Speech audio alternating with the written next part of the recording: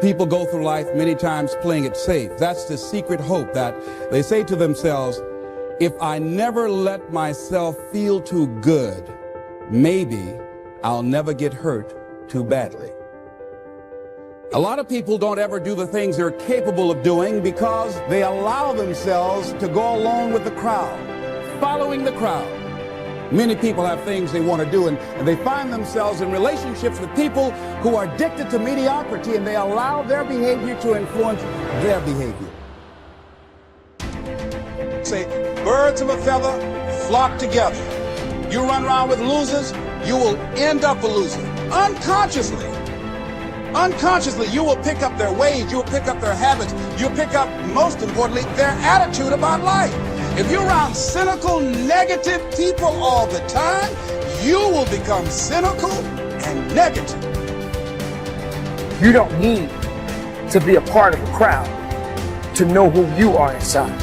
Because everything that everybody else is doing doesn't necessarily mean that it's good for you. You don't need to be like everybody else, but you need to be the best of yourself. Be able to feel good about who you are, what you are, and what you are ultimately made of. Because without that, how far are you willing to go?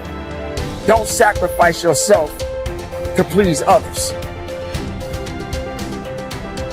It's not easy going it alone, but if you keep going, stay true to yourself, it will be worth it in the end.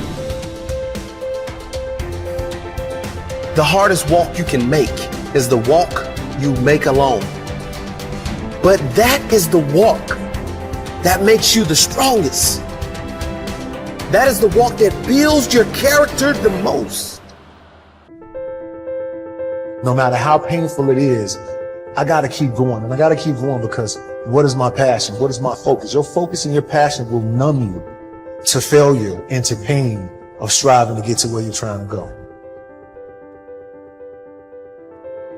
I don't accept that I am what I am and that is what I'm doomed to be. No, I don't accept that. I'm fighting.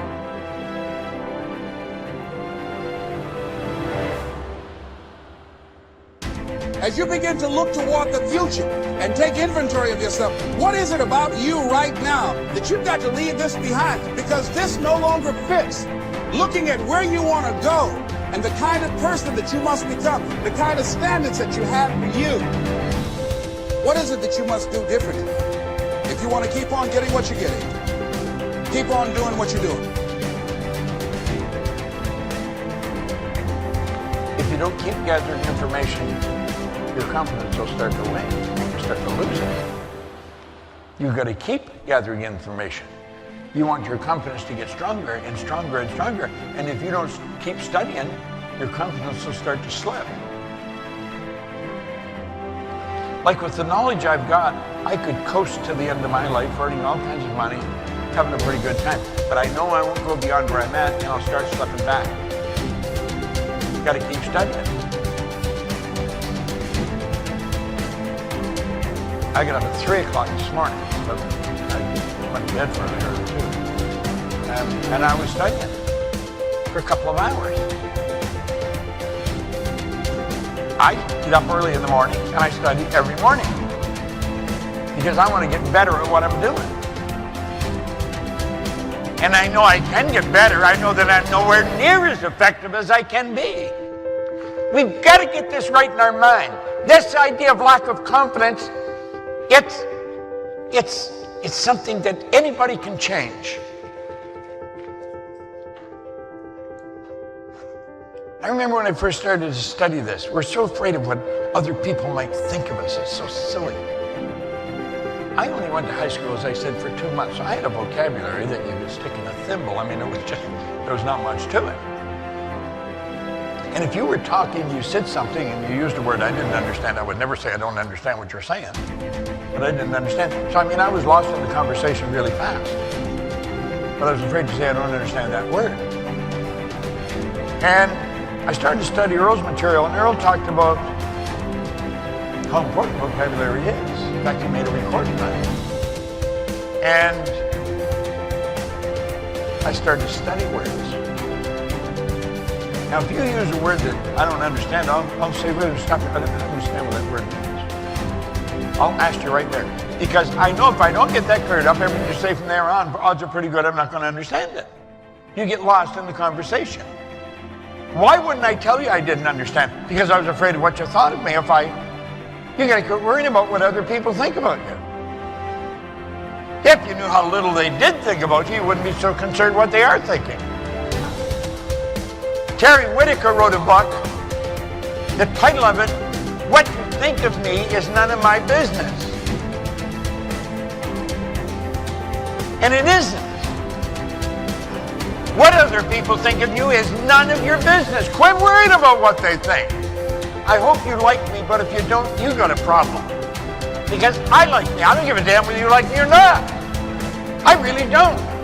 I hope you do, and you should. I'm a nice guy. But if you don't, it's not going to bother me. Now, for many years, that would have driven me crazy. Not anymore. Not a bit. This confidence concept is pretty big. And the more you study this material that we're giving you, the more confident you're going to become. So the first thing that people who are incredibly successful do is they do what they hate. They are fully prepared to do what they hate to get to where they want to be. And people who fail, they will give up their dream before they do what they hate to do. And people who are very successful, they never, ever, ever wait for motivation. They do it because when you do it, you become motivated. A great writer won't go, well, I'll just wait till I'm really motivated to start writing this book. No, they get up at 4 in the morning, they don't want to, and they start to write, and then of course they become motivated. So you wake up in the morning and you go, you're not going to go, yay, it's 5 a.m. I'm putting on my running shoes and going for a walk up Laurel Canyon.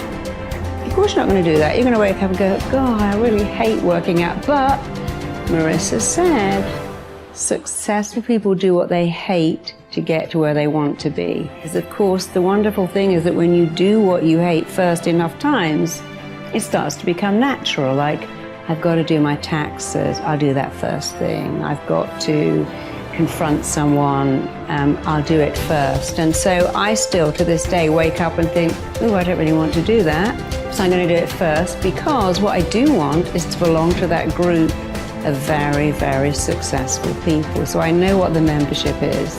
And every time I don't want to do something, I think, I don't want to do it, but what I do want is to belong to that group, so I'm doing it first. And it's a great way of thinking, because it starts to move you around wanting to do it for all the right reasons.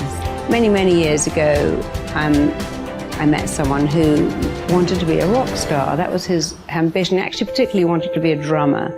And he was a very young married man with 2 children to support.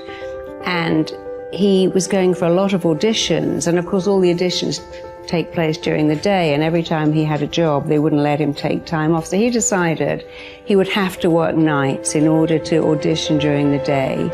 And the only job he could get was a job he hated. He was a taxi driver, and he hated it, but he did it. But he just wasn't making enough money, so he thought, okay, I'll have to work in McDonald's. I get more money, I can work nights, I'm free to audition. And about a month before he'd applied to work in McDonald's, he'd been for an audition to be a drummer in a band. He didn't even know who the band was.